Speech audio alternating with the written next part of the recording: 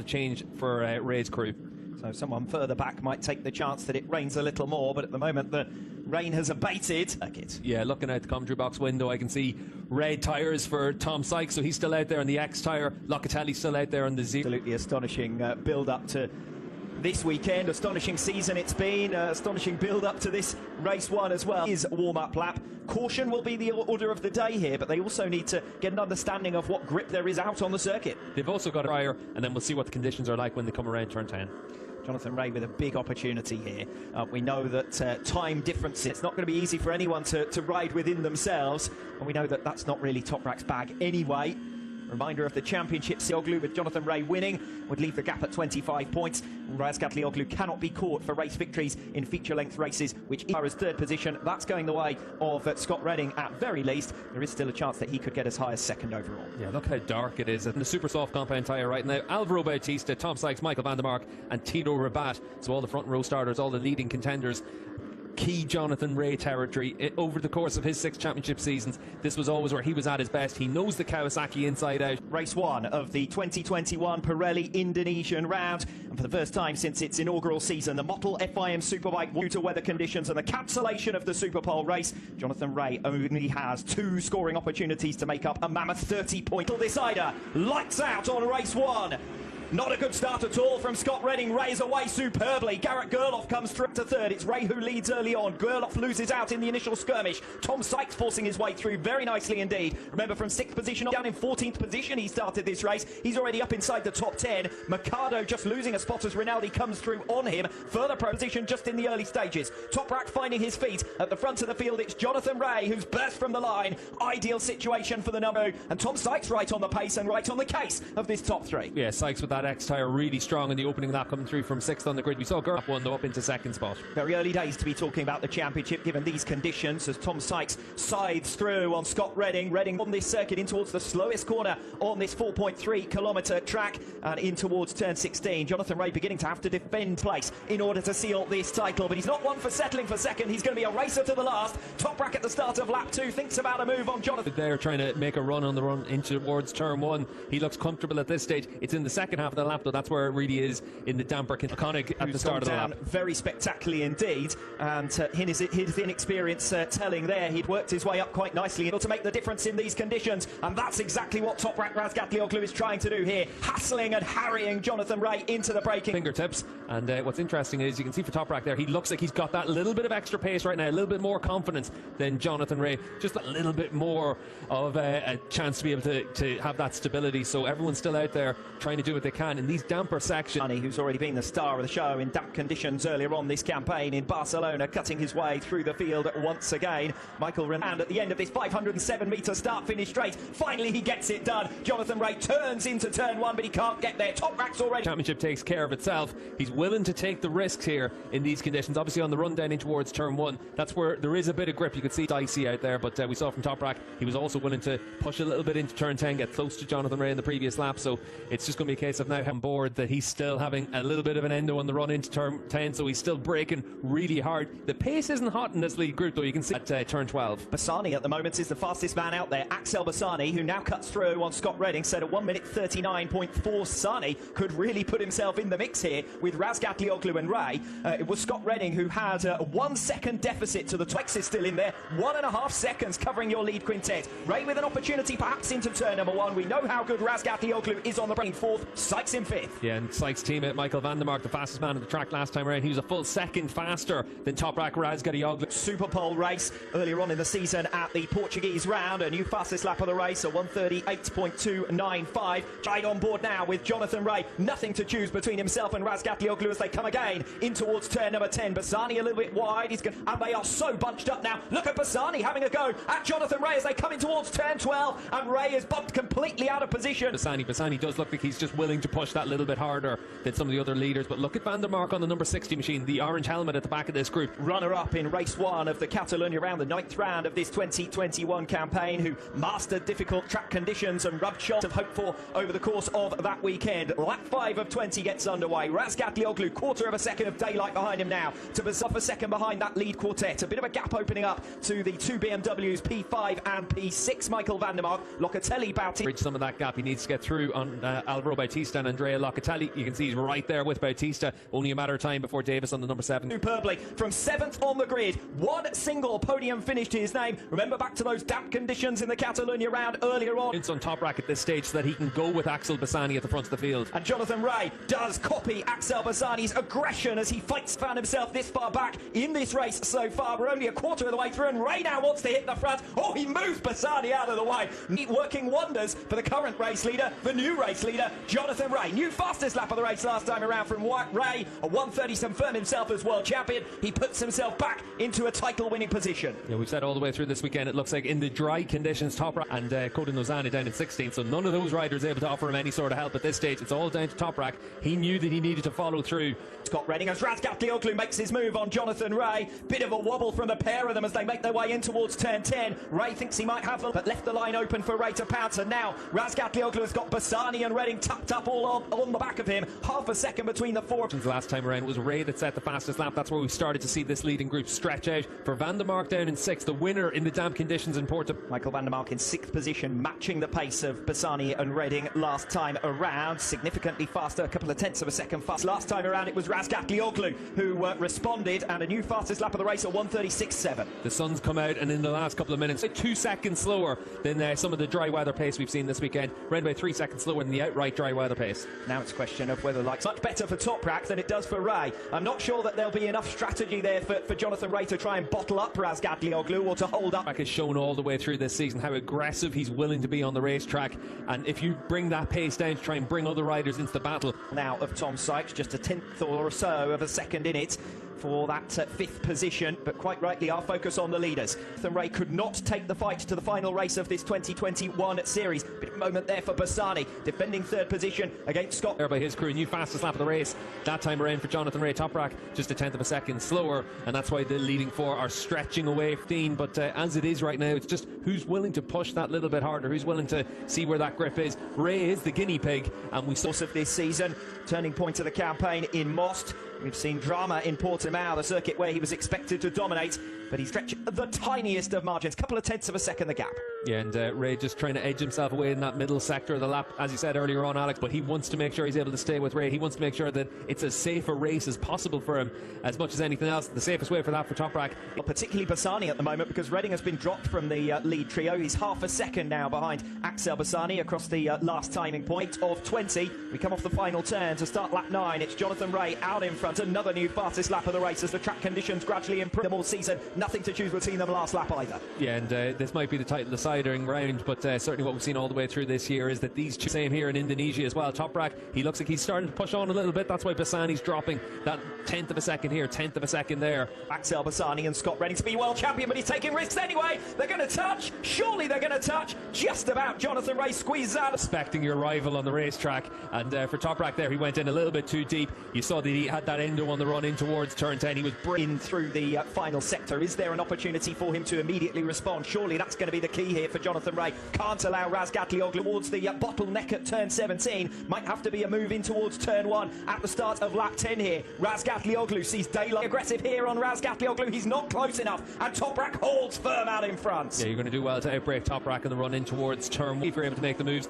Rea not quite close enough on the run into turn 1, but you could see a little bit of a change for him there. He wanted to make sure he was in a position to try and crack Razgat Lioglu when we get in towards turn 10 here of lap number 10. He's very close to him coming off turn 9. Will Toprak be deep enough a while? These two are going to have to watch out for Scott Redding, who's closing in on them. New fastest lap of the race last time around, and a significant margin Redding made up as well. Only behind him, Redding up in 3rd position, could be the man to throw a little extra bit of spice into this mix. Further back, Tom Sykes and Mike Lioglu a little bit wide. Rea storms through, and perfect block pass there through 15 and 16. What's interesting as well, though, is over the course of this season 1, though. Turn 1 of lap 11, Razgat Lioglu now will respond. Ladies and gentlemen, if you're just joining World SBK, this is... Hasn't put a foot wrong out in the racetrack. He's racing this title deciding weekend the same way he's done all the way through this season, trying to win it from the front. Rea a bit hot in line and across the red and white curves as he makes his way back onto the tail of Razgat Lioglu. Watch for Redding as well, closing in and spoiling. 10 is a little bit tighter than Toprak. He's trying to just make sure he's got that drive, and he's on the gas a little bit earlier to set up the end of this lap.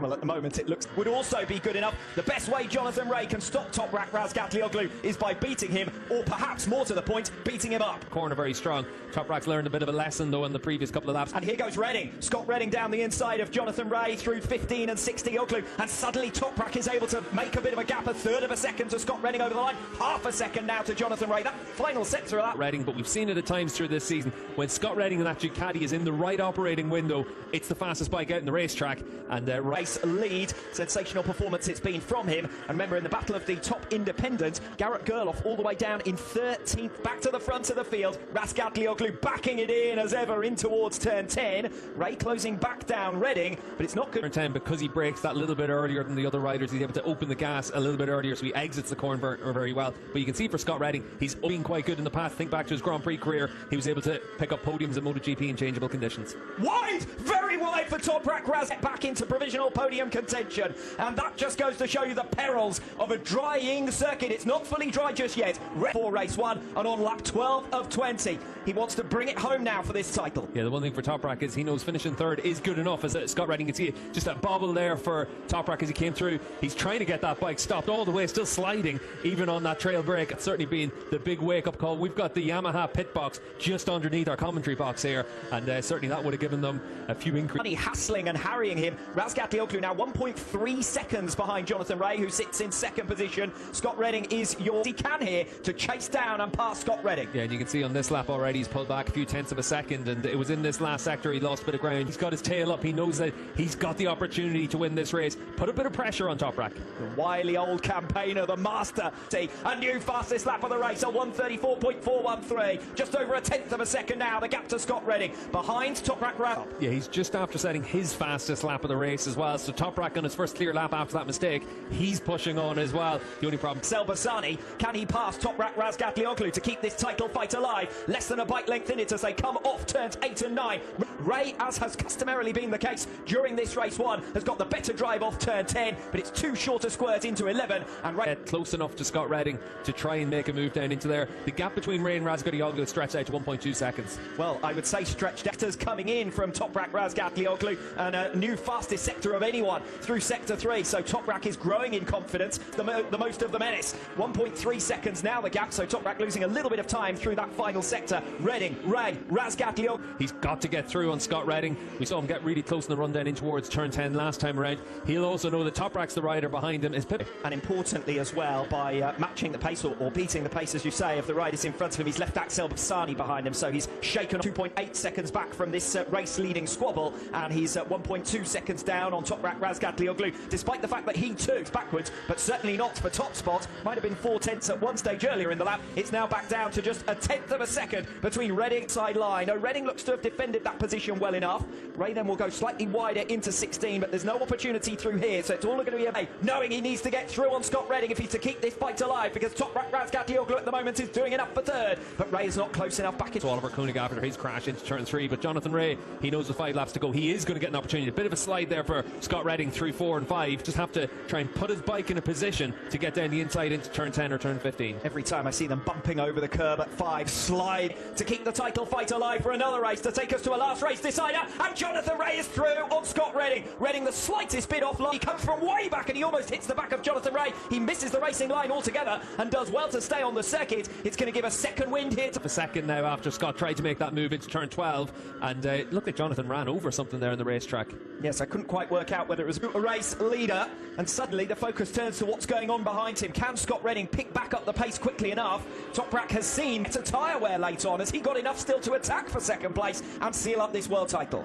Toprak wants to get the title won now. He wants to get through and trying to attack that section of the track. We'll see if Toprak's close enough to make an attack into turn 10. We saw last time around, obviously, Jonathan Ray was able to make that. Off one another all season long. They're the top 3 in the championship standings, and in this race, as in the series as a whole, nobody has been able to. Scott Redding, could there even be an opportunity by the end of this lap, let alone by the end of this race? Toprak might even be able to go after Jonathan Ray and try in that long right-hander, and we've seen a lot of moves made into there. It looks like Toprak a little bit too far back at this stage, so into turn 1 for Toprak. We'll still have the inside, though, on the switchback for turn 17. He won't want to mess up the two championship contenders, knowing that he's back into turn 1 at the start of lap 18. This could be a title-winning overtake from Toprak Razgatlioglu. He's back into second place. I'm sure he's able to make clean moves. He doesn't want to get involved in that championship battle in any way, but he also wants to make sure he can get through on Toprak if an opportunity presents itself. Moment, it's all about what the Ducatis can do, because Ray and Razgatlioglu for the moment look settled. A second between them at the head of the field. Still 2-1 campaign. Redding's quite good through turn 13 and 14 compared to Toprak. We'll see if he can get close enough to try and get that Ducati alongside the seconds. He's got a couple of tenths of a second in hand on Scott Redding right now, but any mistake from Toprak, Scott Redding will pounce on. That long braking zone inside through 15, so no way past there, and Redding will have only 2 laps now to find his way through into second position. Yeah, we know that it's a corner strong get alongside that Yamaha.